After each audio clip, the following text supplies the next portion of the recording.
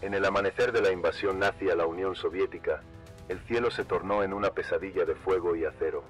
La Luftwaffe dominaba los aires con una precisión despiadada, dejando tras de sí un rastro de destrucción que parecía imparable. Los cazas soviéticos, anticuados y superados, caían uno tras otro, mientras los comandantes del Ejército Rojo se veían obligados a enfrentar una verdad devastadora. Estaban perdiendo la guerra desde el cielo.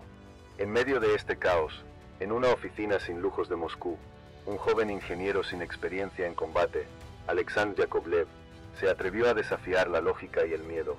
Mientras el país entero temblaba ante la amenaza alemana, Yakovlev tenía una visión: construir un caza ligero, rápido y letal que pudiera igualar o incluso superar a los aviones alemanes. Pero nadie, absolutamente nadie, creía que eso fuera posible. ¿Cómo iba un avión de madera, ensamblado con prisas y recursos limitados, a sobrevivir contra los temibles Messerschmitt Bf-109? ¿Cómo confiar en un diseño nacido del desespero y la urgencia, cuando lo que estaba en juego era la supervivencia misma del país?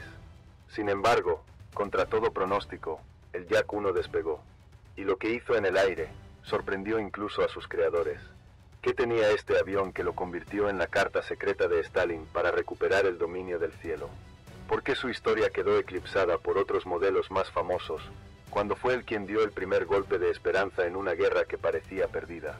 Es posible que hayas escuchado hablar del Spitfire, del Mustang o incluso del Bf-109, pero es probable que el Yak-1 nunca haya llegado a tus oídos.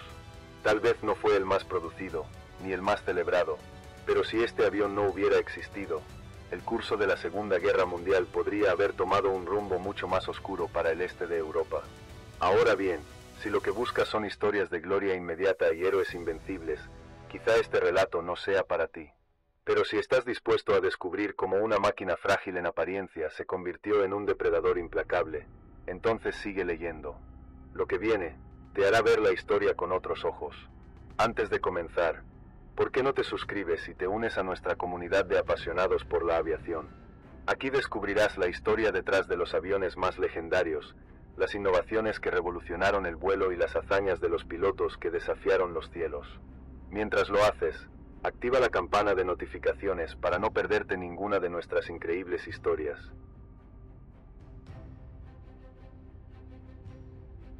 La Operación Barbarroja arrasó como un huracán desatado sobre los vastos territorios de la Unión Soviética. Era junio de 1941 y el mundo observaba con asombro cómo la Wehrmacht avanzaba con una velocidad escalofriante. Las columnas blindadas alemanas penetraban profundamente en suelo soviético, mientras en el cielo, la Luftwaffe barría con facilidad los cazas obsoletos y mal mantenidos de la Fuerza Aérea Roja. El dominio aéreo alemán era total, aplastante, humillante. Más de 3,000 aviones soviéticos fueron destruidos solo en la primera semana. No en combate, en tierra, como si ni siquiera merecieran despegar. En las trincheras, los soldados soviéticos alzaban la vista al cielo y no veían salvación, solo sombras negras con esvásticas que escupían fuego. En ese momento crítico, la URSS no solo necesitaba recuperar el control del cielo, necesitaba hacerlo rápido, con algo nuevo, algo que el enemigo no esperara. Pero el tiempo jugaba en contra. La logística era un desastre. Las fábricas estaban siendo reubicadas al este, escapando de la amenaza nazi. El material era escaso. Las decisiones políticas, torpes y burocráticas. Y sin embargo, fue justo en ese infierno donde surgió la primera chispa de esperanza. Porque cuando todo parece perdido, hay quienes se atreven a lo imposible. Alexander Sergeyevich Yakovlev no era un héroe militar. No era piloto de combate, ni general condecorado. Era un ingeniero joven, apasionado y metódico, conocido por su enfoque simple y funcional. A diferencia de otros diseñadores soviéticos que eran más dogmáticos o esclavos de la tradición, Yakovlev apostaba por la innovación pragmática. Y lo más importante, no le interesaba impresionar a Stalin con discursos ni con promesas. Solo quería que su avión volara y ganara. Con un equipo reducido y un permiso arriesgado del Kremlin, Yakovlev empezó a trabajar en un nuevo caza monoplaza. No tenía los motores más potentes, ni las aleaciones más sofisticadas. Pero tenía velocidad, tenía agilidad, y tenía un concepto claro: superar a los cazas alemanes en maniobrabilidad y rapidez de construcción. Lo llamó enero del 26 en sus primeras fases, pero el mundo lo conocería pronto como Yak 1. ¿Qué clase de mente visionaria se necesita para diseñar un avión de combate mientras los tanques enemigos se acercan a tu ciudad? ¿Cómo convencer a los escépticos, a los militares veteranos, a los burócratas, de que una idea nacida casi en secreto podría cambiar la guerra? Lo que pocos sabían era que el Yak 1 no solo era un avión, era una declaración, una amenaza, una advertencia al invasor. Aún no lo sabían los alemanes, pero los cielos sobre el frente oriental estaban a punto de cambiar. Tal vez aún no estemos listos para entender todo lo que estaba en juego en esos primeros meses de guerra.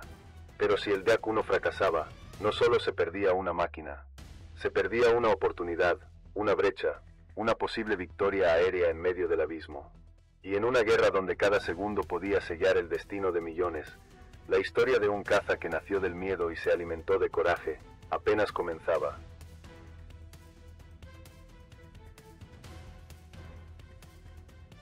En un rincón discreto del aparato soviético, donde las decisiones no se tomaban con discursos heroicos sino con planos, bocetos y fórmulas, Alexander Yakovlev comenzaba a escribir su legado con una mezcla de convicción temeraria y precisión matemática.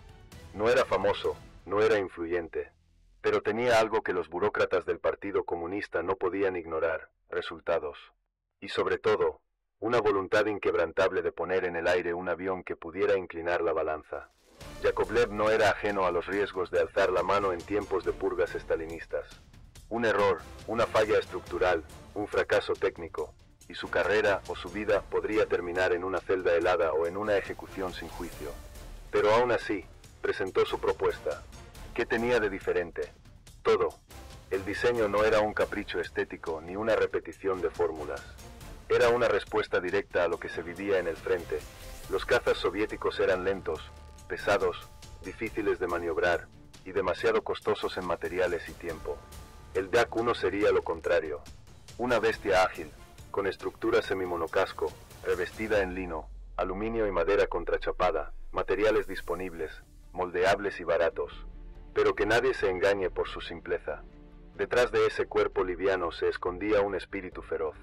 Yakovlev imaginó un caza que no solo pudiera enfrentarse al Bf-109, sino que pudiera bailar con él en el aire, girar más cerrado, acelerar más rápido en altitudes bajas y atacar antes de ser detectado. Pero convencer a los altos mandos no fue fácil. En una sala gris y tensa del Ministerio de la Industria de Aviación, con funcionarios que no sabían diferenciar un flap de un alerón, Yakovlev defendió su idea con una seguridad que bordeaba la imprudencia. «Esto funcionará, si ustedes me dejan hacerlo», dijo con los planos del enero del 26 sobre la mesa. Se jugó todo en una frase, y durante un breve silencio, la suerte pareció pender de un hilo. Finalmente, le dieron luz verde, pero el mensaje fue claro, sin errores, sin fallos, sin tiempo. ¿Qué empuja a un hombre a poner su reputación, su libertad y su vida en la línea por un diseño que apenas existe sobre el papel? ¿Qué vio Yakovlev que nadie más quiso ver? ¿Qué intuyó en los cielos grises de la URSS para saber que esta era la única salida posible? En menos de 6 meses, el primer prototipo estaba listo para volar. Pero no fue un debut glamuroso. No hubo ceremonias ni aplausos. Solo tensión, viento gélido, y la mirada de técnicos y soldados que sabían que cada error podía ser fatal. Cuando el enero del 26 se elevó por primera vez, todos contuvieron el aliento. El avión respondió. Giró, trepó, descendió y volvió a subir con una gracia que nadie esperaba. No era perfecto. El motor M105 tenía problemas. El tren de aterrizaje era frágil. Pero ahí estaba, un caza soviético que podía competir. No solo sobre el papel, en el aire. Muchos diseñadores prometen maravillas en los planos, pero solo unos pocos logran que su creación vuele, y aún menos logran que sobreviva en combate. El Yak 1 había nacido, no con fuegos artificiales, sino con determinación. No como un monumento, sino como un arma. Y aunque aún nadie lo sabía, ese primer vuelo no era solo un éxito técnico. Era una declaración de guerra contra el dominio alemán en el cielo.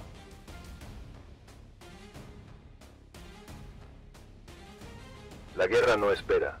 Apenas unos meses después de su primer vuelo de prueba, el Yak 1 fue empujado al frente, donde las decisiones no se miden en informes ni discursos, sino en segundos y disparos. No hubo fase de adaptación ni margen de error. la necesidad era brutal. Los pilotos soviéticos, muchos de ellos novatos y sin entrenamiento adecuado, fueron lanzados al combate con una máquina que apenas conocían. Para muchos, era la primera vez que tocaban los mandos de un avión moderno. Para otros, sería también la última. Las primeras unidades del Yak-1 llegaron al frente occidental de la URSS a finales de 1941, justo cuando Moscú estaba al borde del colapso. El invierno comenzaba a congelar todo, menos el fuego cruzado. Las condiciones eran inhumanas. Motores que no encendían por el frío. Municiones que se atascaban. Pistas improvisadas entre la nieve y el barro. Y sin embargo, ahí estaban, los nuevos cazas de Yakovlev, alineados junto a sus veteranos hermanos mayores y más torpes, listos para lo impensable. Los informes iniciales fueron contradictorios. Algunos pilotos adoraron su maniobrabilidad desde el primer contacto. Otros lo odiaron, no por sus capacidades, sino por su fragilidad. El Yak-1 era rápido, sí, pero poco protegido. Una sola bala bien colocada podía perforar el tanque de combustible o los sistemas hidráulicos.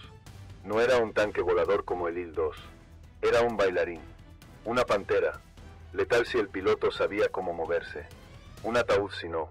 ¿Cómo se gana una guerra cuando tu avión no te perdona un solo error? ¿Cómo se sobrevive cuando la diferencia entre la gloria y la muerte es una curva mal ejecutada a 500 kilómetros por hora? Los enfrentamientos con los cazas alemanes no tardaron en llegar. En particular, el Messerschmitt Bf 109, el orgullo de la Luftwaffe, se convirtió en el enemigo natural del Yak-1. Y al principio, las pérdidas soviéticas fueron abrumadoras. Pero algo cambió. A medida que los pilotos se adaptaban, comprendían que el Yak-1 no era un avión para intercambiar disparos frontales. Era para moverse, para evadir, para atacar y desaparecer. Su agilidad en altitudes bajas sorprendió a los pilotos alemanes, y su velocidad en picada permitió emboscadas inesperadas. Cuando un Yak-1 sabía cómo acercarse, no había escapatoria. Las primeras victorias confirmadas no tardaron. Uno a uno, los Bf 109 comenzaron a caer. En una base aérea avanzada, una escuadra logró algo impensable: derribar a 3 cazas enemigos sin sufrir una sola baja. Ese informe, cuando llegó a Moscú, no fue celebrado con champán, sino con más presión. Si lo lograron una vez, deben lograrlo siempre, sentenció el comando. Pero detrás de esos números, estaban hombres de carne y hueso, exhaustos, congelados, con los dedos pegados a los controles por la escarcha, que apenas dormían y que, cada vez que despegaban, sabían que podían no regresar. Sin embargo, volaban. Volaban porque por primera vez, sentían que tenían una oportunidad, que el enemigo ya no era intocable. La guerra no solo se mide en tanques destruidos ni en ciudades conquistadas, también se mide en segundos de esperanza, en breves momentos donde un piloto mira al cielo y decide no rendirse. Y eso era el Yak-1 en esos primeros meses de combate: una chispa, un susurro en medio del rugido, una posibilidad.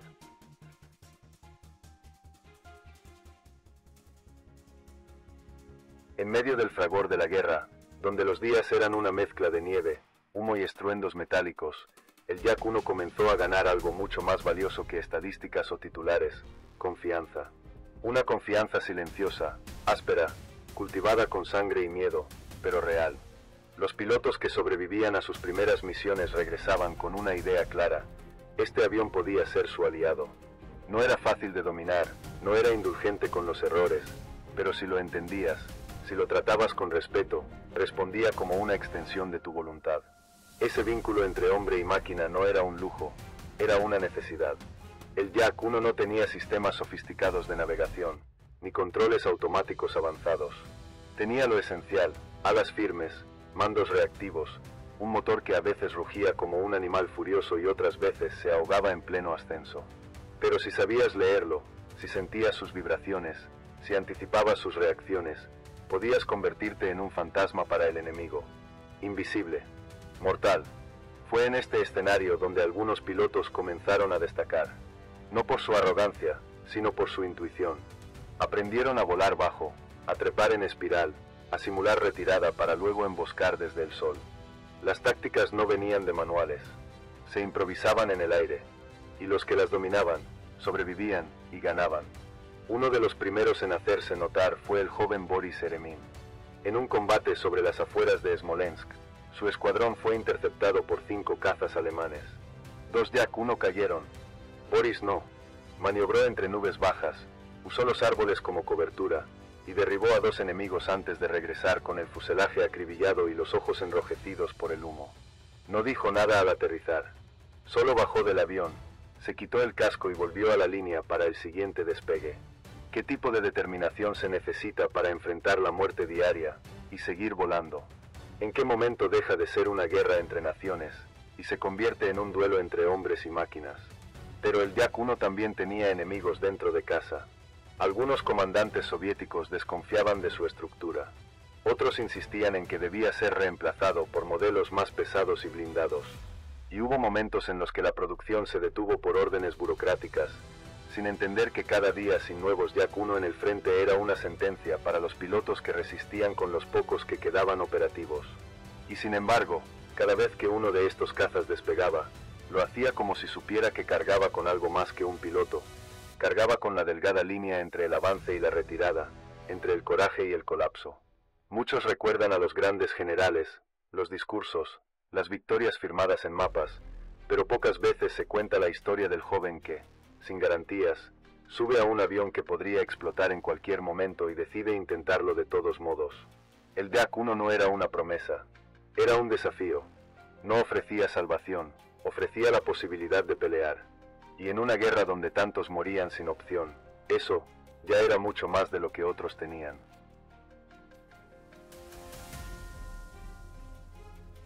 Entre los muchos rostros que pasaron por la cabina del Yak-1, uno en particular se grabó con fuego en la historia de la aviación, el de Lydia Lityak, una joven de cabello claro, ojos determinados y témpel de acero, que rompió todas las barreras, las del enemigo, las del machismo militar y hasta las del miedo mismo. Con apenas 20 años, se convirtió en la primera mujer piloto de combate en derribar un avión enemigo. Su arma, un Yak-1 pintado con una flor blanca sobre el fuselaje. Su apodo, la Rosa Blanca de Stalingrado. Lydia no solo volaba, cazaba. Su estilo era directo, preciso y temerario. Enfrentaba a cazas alemanes con una sangre fría que dejaba perplejos incluso a sus camaradas. En una ocasión, en pleno combate aéreo, su motor fue dañado. En vez de abandonar la batalla, siguió luchando mientras descendía, derribando un avión enemigo antes de hacer un aterrizaje forzoso. Al salir de los restos de su Yak-1, herida, levantó la cabeza con serenidad y pidió otro avión para volver. ¿Qué clase de persona se lanza al cielo sabiendo que sus enemigos no solo quieren derribarla, sino demostrar que no debería estar allí en primer lugar? ¿Y cómo logró esa joven de sonrisa discreta convertirse en un símbolo de lo imposible hecho realidad, sin más herramientas que un avión frágil y una voluntad inquebrantable? Lydia no fue la única. El Yak-1 se convirtió en el principal caza utilizado por los regimientos femeninos soviéticos, incluyendo el famoso 586º Regimiento de Aviación de Caza, compuesto casi en su totalidad por mujeres. Pilotos como Valeria Komiakova y Yekaterina Budanova también escribieron capítulos gloriosos a bordo de esta aeronave. El Yak-1, ágil y sensible, se adaptaba perfectamente a sus estilos de vuelo, que combinaban agresividad táctica con una lectura intuitiva del campo de batalla. Estas mujeres no eran excepciones, eran vanguardia. Eran el rostro inesperado del poder aéreo soviético. Pero no todo era admiración. Dentro del mismo Ejército Rojo, hubo resistencia. Algunos comandantes despreciaban la idea de mujeres en combate. Otros se burlaban de la flor en el fuselaje. Hasta que esa flor comenzó a derribar aviones enemigos uno tras otro. Entonces, el silencio se impuso, porque no hay argumento más fuerte que un enemigo cayendo en llamas. En el caso de Lydia, su leyenda terminó abruptamente. En agosto de 1943, durante una misión, fue derribada y nunca regresó. Durante años, su destino fue un misterio. ¿Había muerto en combate? ¿Fue capturada? La verdad tardó décadas en emerger. Su cuerpo fue encontrado en 1979, aún en los restos de su Yak-1, en un campo olvidado de Ucrania. Murió como vivió, al mando de su avión, luchando. La historia de la Rosa Blanca no es solo la de una piloto. Es la de una generación de mujeres que tomaron un avión, enfrentaron a un enemigo implacable y demostraron que el coraje no tiene género, ni excusas, y detrás de cada una de ellas el Yak-1 no era solo una máquina. Era un aliado silencioso, una herramienta de justicia, una flor con alas, y una advertencia con forma de silueta, que surcaba los cielos y decía sin palabras: aquí también se combate, y aquí también se vence.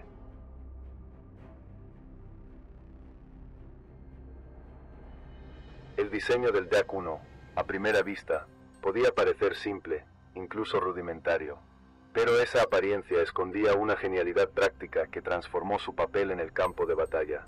Mientras muchos cazas de la época apostaban por armamento masivo o motores monstruosos, el Yak-1 confiaba en algo más sutil pero letal: la maniobrabilidad pura.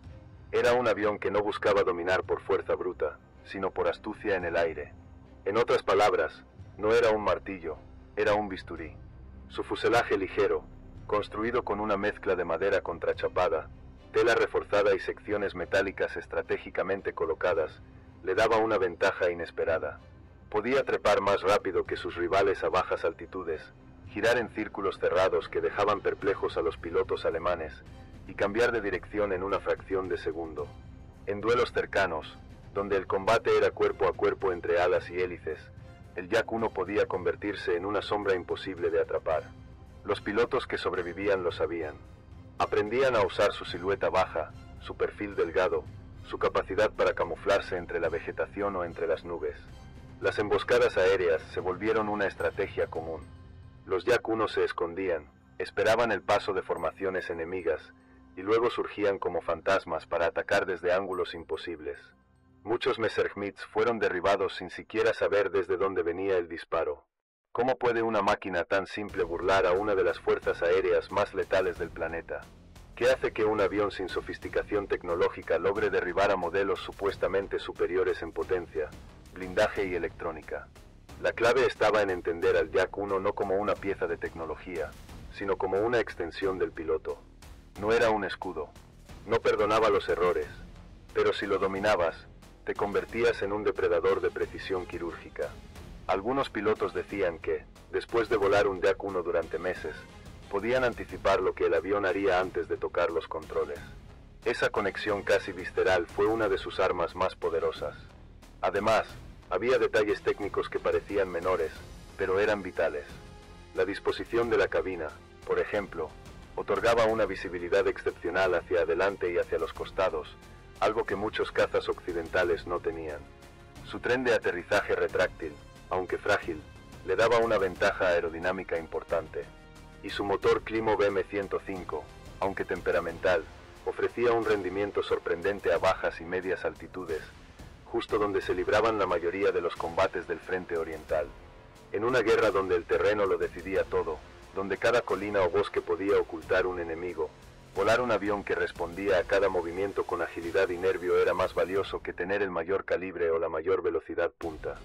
Los ingenieros soviéticos no lo diseñaron para impresionar, lo diseñaron para sobrevivir, para ganar tiempo, para morder, huir y volver a atacar. El Yak-1 no era el mejor avión sobre el papel, pero en el aire, en las manos adecuadas, podía ser mortal. Y esa era su verdadera virtud. No te hacía mejor piloto, te obligaba a hacerlo.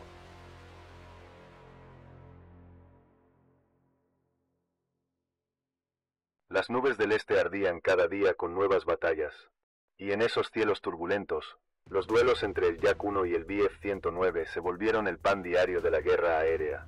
Dos cazas, dos filosofías de diseño, dos mundos enfrentados. Por un lado, la maquinaria alemana, precisa, imponente, con décadas de experiencia y refinamiento industrial detrás. Por el otro, un caza soviético surgido del apuro, construido en fábricas bajo amenaza de bombardeo, con pilotos que muchas veces aprendían a pelear directamente en el aire.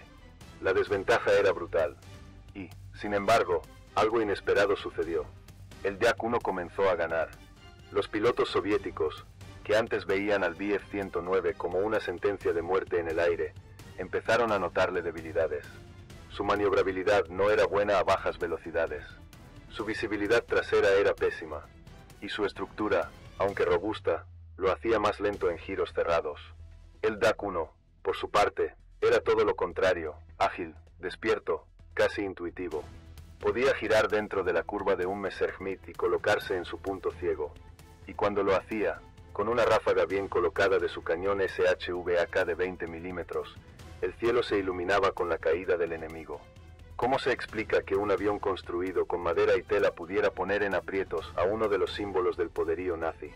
¿Y qué sintió un piloto alemán la primera vez que fue superado por un caza soviético que, según la propaganda, ni siquiera debía volar? Las historias se multiplicaban. En una misión al sur de Kursk, una escuadrilla de Yak-1 fue interceptada por una patrulla de Bf-109 en formación cerrada. Lo que parecía una masacre inminente terminó con 4 aviones alemanes derribados y solo un Yak perdido. Los supervivientes contaban lo mismo.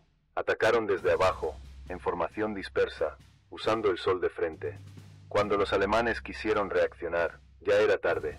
El Yak-1 no combatía con reglas, combatía con instinto, con ingenio, con rabia contenida. Pero la superioridad no era automática. El Yak-1 solo triunfaba si el piloto sabía cómo explotarlo. Los que lo trataban como un caza tradicional, como un aparato de fuerza frontal, caían rápido. Los que lo entendían como una criatura ágil, casi felina, comenzaban a sobrevivir, a ganar. Ese aprendizaje colectivo fue forjando una nueva doctrina. La Fuerza Aérea Roja, golpeada y reconstruida una y otra vez, comenzó a moldear a sus nuevos pilotos con una verdad básica. No eres más fuerte, ni estás mejor armado. Pero si sabes cómo moverte, si piensas con frialdad, puedes vencer. Y el Yak-1 era la herramienta perfecta para esa filosofía. Golpear donde no te esperan. Moverte cuando los demás se detienen. Convertir la debilidad en estrategia. No se trataba solo de un enfrentamiento entre modelos de avión. Era una batalla entre la arrogancia de una máquina imponente y la astucia de una mente que ya no quería morir sin pelear. Los alemanes comenzaron a tomar nota.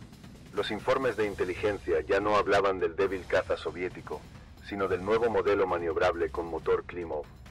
Algunos comandantes de la Luftwaffe empezaron a advertir a sus hombres: no subestimen a los Yak. Demasiados pilotos habían pagado con sus vidas ese error. Y así, silenciosamente, en el cruce de trayectorias mortales a miles de metros de altura, el Yak-1 fue reclamando su lugar. No por propaganda, no por desfiles, sino por el lenguaje más crudo de todos, el combate.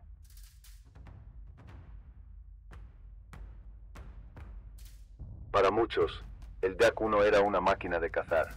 Para otros, una máquina de morir. Pero lo que pocos sabían, y aún hoy pocos recuerdan, es que también fue una máquina de resistir. En una guerra donde los aviones eran considerados desechables, el Yak-1 demostró una capacidad de supervivencia que desafiaba toda lógica. No era el más blindado, no era el más pesado, pero su estructura flexible y su sencillez mecánica lo convertían en un avión increíblemente reparable y, en muchos casos, increíblemente resistente. En las condiciones brutales del frente oriental, esto no era un lujo. Era la diferencia entre volver a volar al día siguiente o desaparecer de los cielos. Pilotos que recibían impactos directos lograban regresar a casa con partes del fuselaje colgando, superficies de control destrozadas, motores escupiendo aceite, pero vivos. Los mecánicos en tierra, verdaderos héroes invisibles, trabajaban sin descanso para devolver a estos cazas a la acción en cuestión de horas. Con piezas improvisadas, herramientas oxidadas y manos congeladas por el invierno, devolvían el rugido al Yak-1 como si fuera un milagro cotidiano. Una historia destacada ocurrió en el frente de Leningrado. Un Yak-1 fue alcanzado por metralla antiaérea durante una misión de escolta. El ala derecha se partió parcialmente, el motor comenzó a arder y la cabina se llenó de humo. El piloto, Iván Titarenko, descendió en picado, apagó el motor y logró un aterrizaje forzoso en un campo embarrado, rodeado de nieve. Pensaron que el avión estaba perdido. Sin embargo, en menos de 48 horas, los mecánicos lograron repararlo con piezas de otros Yak-1 dañados, una estructura de madera cortada a mano y tela endurecida con barniz cocido en fogatas improvisadas. El avión volvió a volar 3 días después. ¿Cómo puede una máquina que parece tan frágil resistir tanto castigo? ¿Y qué empuja a un grupo de hombres, mecánicos, técnicos, soldados rasos, a trabajar 20 horas seguidas para devolverle las alas a un trozo de madera y aluminio? La respuesta está en la necesidad, pero también en el vínculo. Los Yak-1 no eran solo vehículos, eran compañeros. Cada uno tenía su apodo, su historia, sus cicatrices. Algunos pilotos volaban siempre el mismo avión, lo reconocían por el sonido del motor, por la respuesta del timón, por los rasguños de impactos pasados. Se formaba una relación extraña entre hombre y máquina, como si cada uno entendiera al otro sin palabras. Y esa resistencia iba más allá de lo estructural. También era emocional. Los pilotos sabían que el DAC-1 les daría la oportunidad de pelear. No les garantizaba la victoria, ni la vida, pero sí una oportunidad justa, y en un contexto donde miles eran enviados al frente como carne de cañón, esa pequeña ventaja era suficiente para mantener la moral. La guerra no solo se gana con armas, sino con la creencia de que puedes ganar. El DAC-1, al resistir, al volver a despegar una y otra vez, sembraba esa creencia en los corazones de sus pilotos. No hay estadísticas que puedan medir eso. No hay medallas suficientes para honrarlo. Pero si uno escucha con atención los relatos de los veteranos soviéticos, se repite una frase en distintas formas. El DAC-1 me salvó la vida. Y en una guerra donde millones murieron, eso ya es más que cualquier leyenda.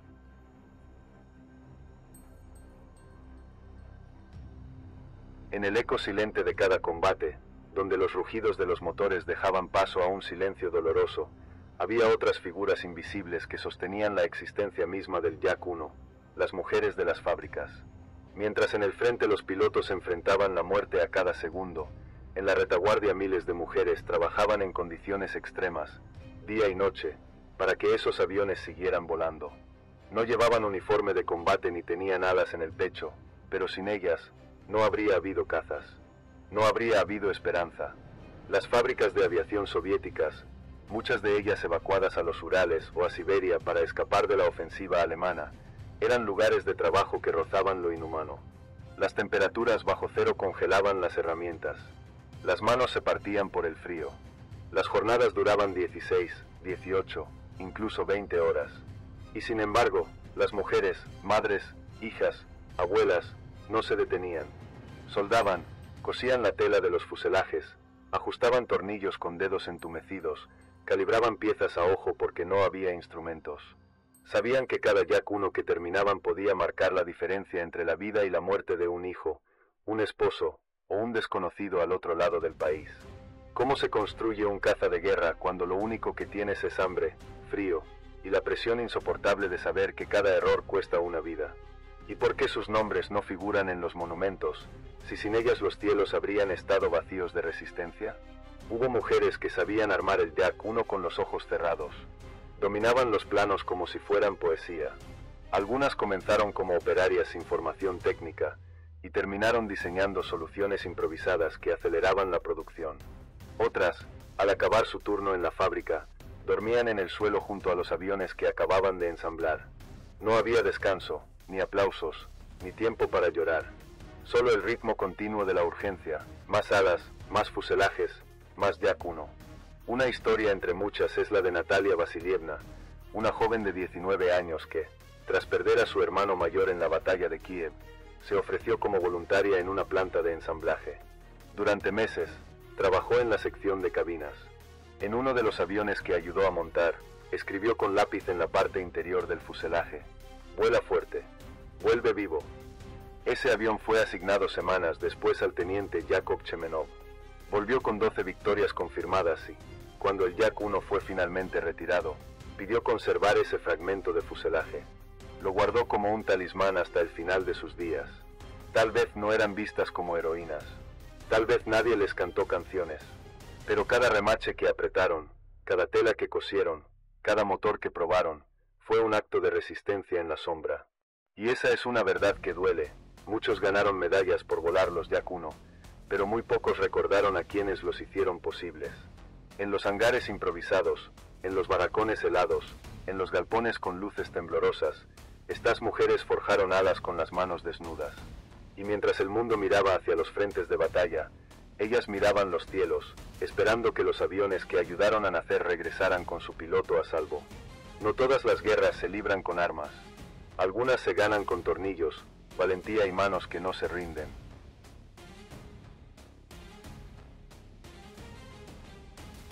Al avanzar la guerra y volverse más voraz, el DAC-1 comenzó a perder protagonismo ante los modelos que le sucedieron: el DAC-7, el DAC-9, el DAC-3, todos ellos derivados de su estructura original, mejorados en velocidad, armamento y resistencia.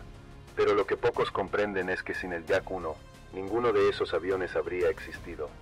Fue el pionero, el cimiento, el primer ladrillo en una muralla aérea que cambiaría la historia del frente oriental. Sin embargo, como sucede con muchos pioneros, fue lentamente empujado hacia la sombra. En los informes oficiales, ya se hablaba más del Yak 9. En los noticieros de propaganda, los héroes volaban el Yak 3. Pero en los diarios personales, en las conversaciones entre veteranos, el Yak 1 seguía siendo el nombre que evocaba respeto. Era el avión del comienzo, el de la incertidumbre, el que volaba cuando aún no se sabía si habría un mañana, el que sostuvo la línea aérea cuando todo parecía perdido. ¿Por qué la historia olvida tan rápido a quienes lucharon primero, cuando aún no había garantías de victoria? ¿Y qué perdemos como sociedad cuando dejamos en el olvido a quienes levantaron los cimientos de nuestra supervivencia? El Yak 1 no tuvo el carisma internacional del Spitfire ni el poder intimidante del Mustang. No desfiló por París ni sobrevoló Berlín el día de la rendición. Pero sin su presencia constante en los cielos del este entre 1941 y 1943, muchos de esos momentos habrían sido imposibles. Fue un amortiguador, un escudo, un mensaje al enemigo de que el cielo no sería suyo tan fácilmente. En su mejor momento, se fabricaban más de 100 Yak 1 al mes. Pero para 1944, ya era considerado viejo. Muchos fueron reciclados, destruidos, abandonados.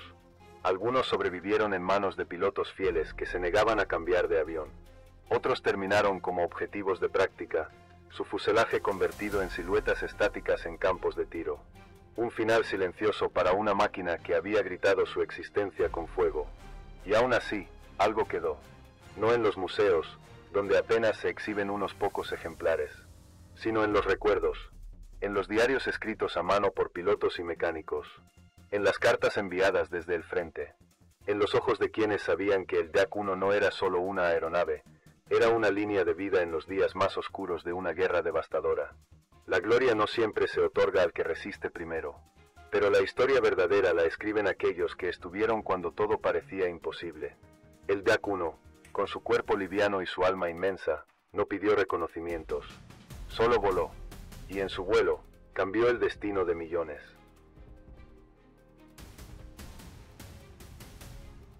Mientras el mundo observaba los grandes avances tecnológicos de la guerra, radares, jets, bombarderos pesados, pocos miraban hacia el modesto Yak 1.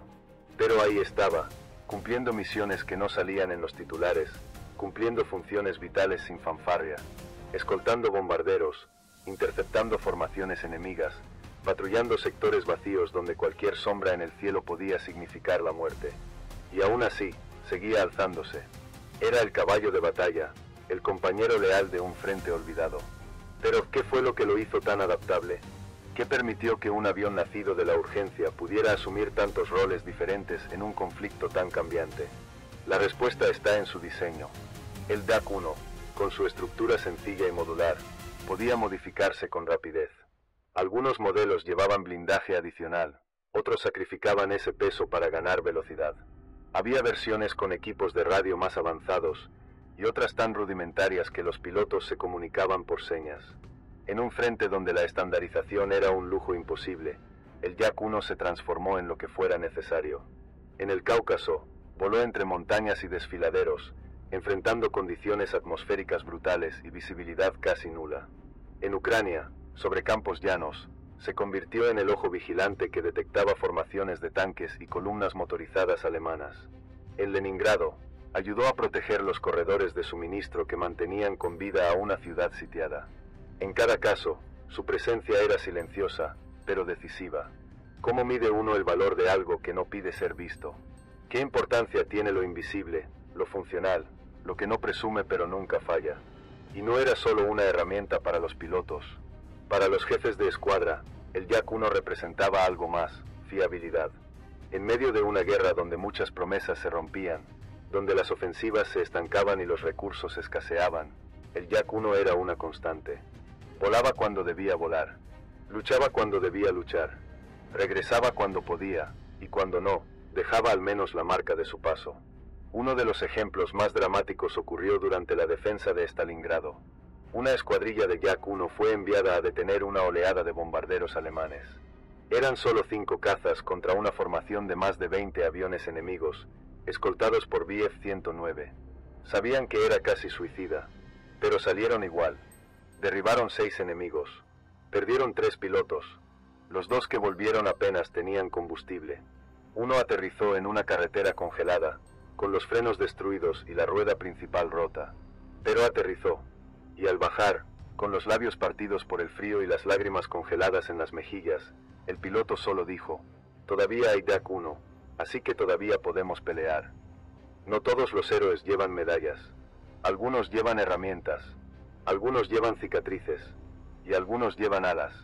El Yak-1 no fue diseñado para impresionar, fue diseñado para durar, y esa durabilidad, esa terquedad casi mecánica, lo convirtió en algo más que un avión, en un símbolo de una nación que se negaba a arrodillarse.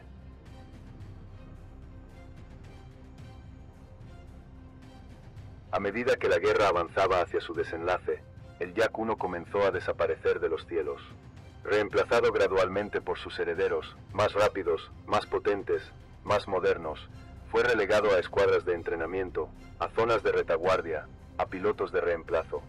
Su tiempo en el centro del escenario había terminado, y, como suele suceder con los pioneros, fue retirado con discreción, sin celebraciones, sin reconocimientos masivos, solo con el sonido de los motores más nuevos devorando el horizonte, como si quisieran borrar todo lo anterior.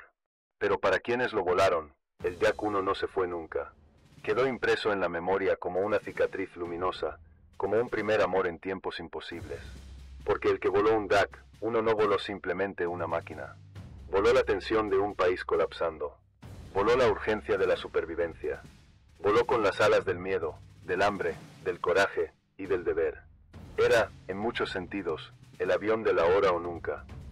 Y con el fin de la guerra, no todos los Yak-1 fueron destruidos. Algunos terminaron olvidados en hangares, cubiertos por lonas raídas. Otros fueron canibalizados para mantener en vuelo a los modelos siguientes. Unos pocos fueron enviados a museos, pero sin estatus de leyenda, sin vitrinas brillantes ni placas doradas. Como si su aporte hubiera sido circunstancial. Como si no hubieran sostenido, literalmente, el cielo durante los peores años de la Unión Soviética.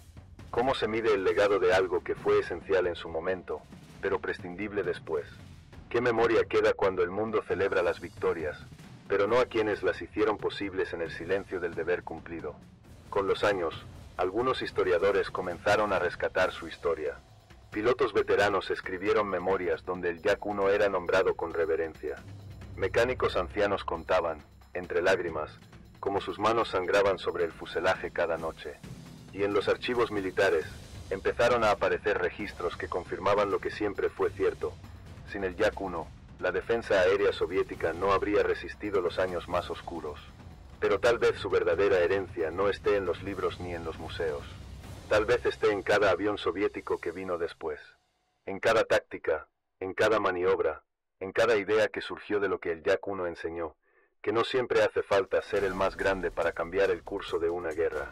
A veces, solo hace falta estar allí, cuando nadie más puede estarlo, y no rendirse. El Yak-1 no volaba para ser recordado, volaba para que otros pudieran vivir, y ese es un acto de heroísmo silencioso que trasciende generaciones.